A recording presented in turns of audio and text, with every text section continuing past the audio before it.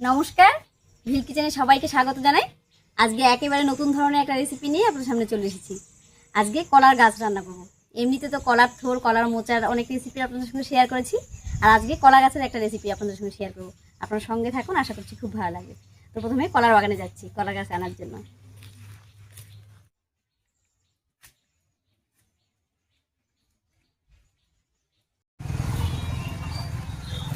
এই দেখুন কত কচি কচি কলা গাছ হয়েছে, আর এখান থেকে একটা কেটে নিচ্ছি। এইটা কাটবো।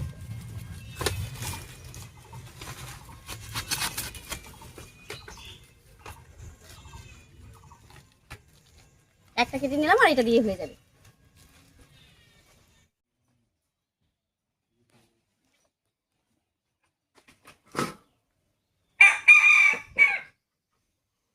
মনে হচ্ছিল যে একটাতে কম হয়ে যাবে, ওই জন্য আরো একটা গাছ কেটে নিয়ে এসেছি। এবারে ভালো করে কেটে নিচ্ছি। এই পাতা আর ডাঁটাগুলো লাগবে না, তো এগুলো ফেলে দিচ্ছি।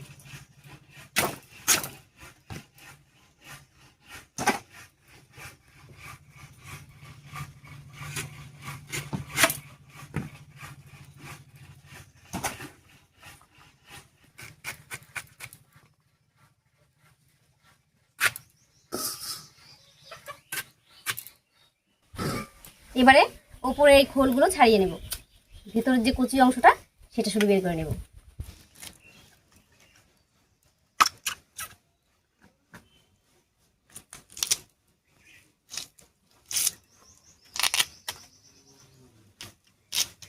দেখুন ভেতরের অংশটা কত সুন্দর নরম, আর দেখবেন কাটতেও খুব ভালো লাগে। এটা একেবারে নরম।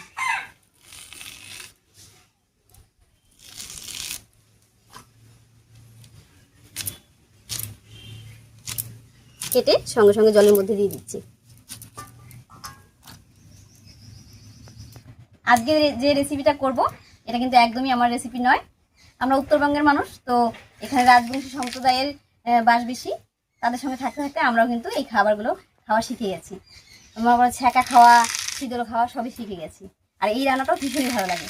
যারা একটু পুরোনো দিনের মানুষ তারাই কিন্তু এরকম রান্নাগুলো করে খেতেন, তো তাদের কাছ থেকে আমি শিখেছি।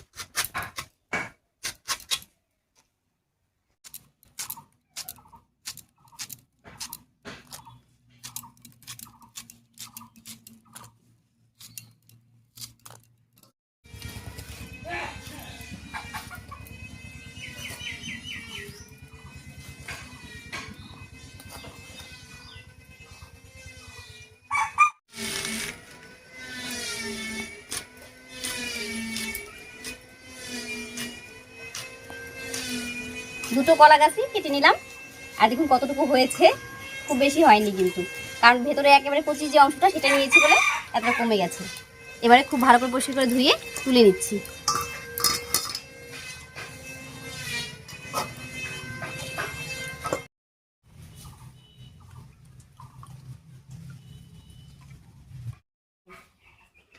কলা গাছটা পরিষ্কার করে ধুয়ে নিয়েছি। এবার একটুখানি লবণ আর হলুদ দিয়ে কষলে মেখে নেব। প্রথমে দিয়ে দিচ্ছি হলুদ, এবারে লবণ দিয়ে মেখে নিচ্ছি।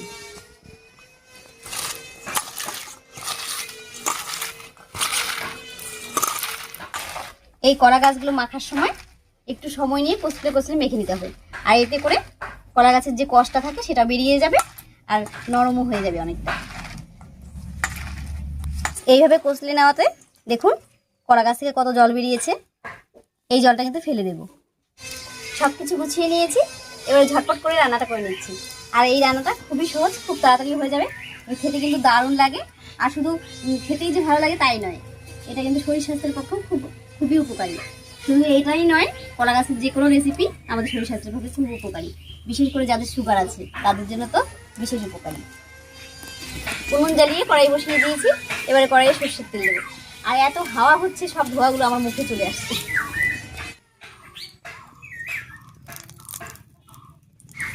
তেল গরম হয়ে গেছে, এবারে একটা শুকনো লঙ্কা, একটা তেজপাতা আর গোটা জিরা দিয়ে ফোড়ন দেব। প্রথমেই দিয়ে দিচ্ছি একটা শুকনো লঙ্কা, গোটা জিরা দেবো, একটা তেজপাতা। ফোড়নটা একটু ভাজা হয়ে গেলে দিয়ে দিচ্ছি পেঁয়াজ কুচি।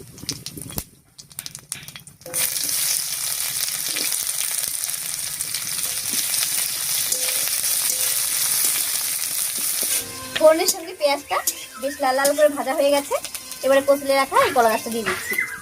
তবে জলটা কিন্তু চিপে চিপে দেবো, আরও চিপে দেবো।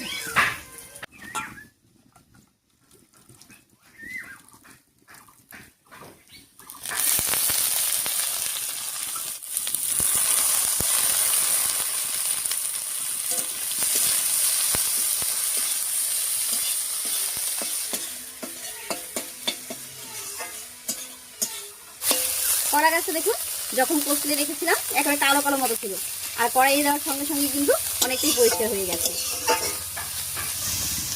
এবারে স্বাদ মতো লবণ আর হলুদ দিয়ে দিচ্ছি। আগের থেকে লবণ দেওয়া ছিল, তাই একটু কম করে দেবো লবণটা।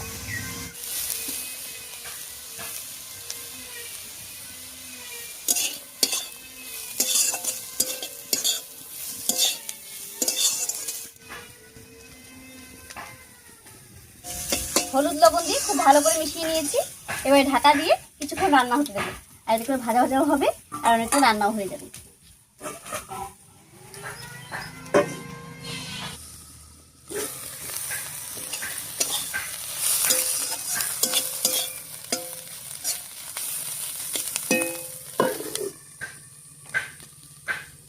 ঢাকা দিয়ে 3-4 মিনিট রান্না করে নিয়েছি। এবার ঢাকাটা তুলে সব মশলাগুলো দিয়ে দিচ্ছি, বাটা মশলাগুলো। প্রথমে দিয়ে দিচ্ছি আদা রসুন বাটা, আর সব মশলাগুলো আমি অল্প অল্প করে দিচ্ছি। দিয়ে দিচ্ছি লঙ্কা বাটা, দেব একটুখানি জিরা ধনিয়া বাটা, আর শেষে দিয়ে দিচ্ছি একটুখানি গরম মশলা বাটা। এবার একটুখানি মশলা বাটা জল দিয়ে কষিয়ে নেব।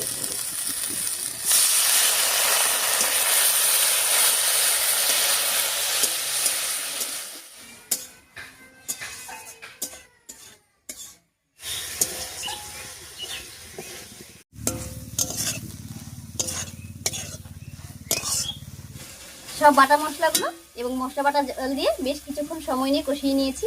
আর দেখে বুঝতেই পেরেছেন কলা গাছটা কত নরম, এই জন্য তাড়াতাড়ি রান্না হয়ে গেল। আর অনেকেই আপনারা ভাবতে পারেন যে কলা গাছও আবার এইভাবে খাওয়া যায় নাকি। তবে আপনারা কে কে এরকম কলা গাছ খেয়েছেন অবশ্যই কমেন্টে জানাবেন। এই কলা গাছটা কিন্তু সত্যিই খেতে দারুণ হয়। তবে এর মধ্যে আরেকটা স্পেশাল জিনিস দেবো সবার শেষে। এবার সামান্য কিছু জল দিয়ে দিচ্ছি।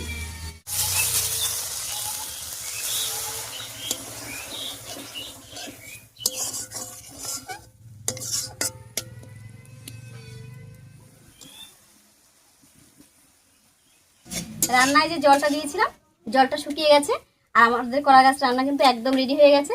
এবার এর মধ্যে দেবো 1 বাটি চিকেনের ঝোল। তো এই মাংসটা আমি সকালবেলায় রান্না করেছিলাম, কিন্তু চিকেন খেতে পছন্দ করে, ছোট মাছ বেশি খেতে পারে না, আর তার জন্যই রান্না করেছি। সেখান থেকে 1 বাটি তুলে রেখেছিলাম, এবার রান্নায় দিয়ে দিচ্ছি। এই তরকারিটা দিলে রান্নার টেস্ট কিন্তু আরো কয়েক গুণ বেড়ে যাবে। এমনিতেই কলা গাছ রান্নাটা খেতে ভালো লাগে, তার উপরে আবার চিকেনের ঝোল দিয়েছি। মাংসের ঝোলটা দিয়ে খুব ভালো করে মিশিয়ে নিয়েছি। এবারে ঢাকা দিয়ে 3-4 মিনিট রান্না করে নামিয়ে নিচ্ছি।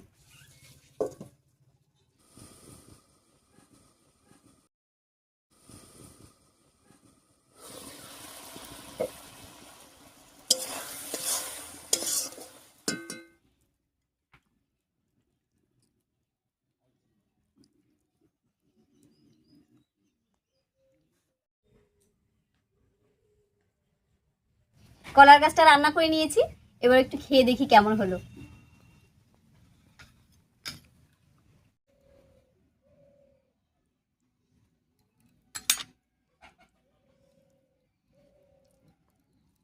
দেখুন কলা গাছগুলো কি সুন্দর নরম হয়ে গেছে।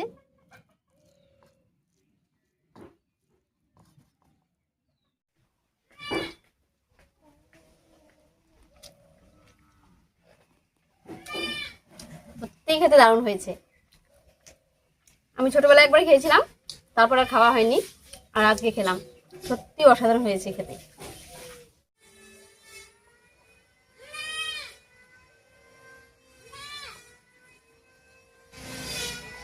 যাই হোক, আজকের এই নতুন ধরনের রেসিপিটা আপনার কাছে কেমন লেগেছে অবশ্যই কমেন্টে জানাবেন।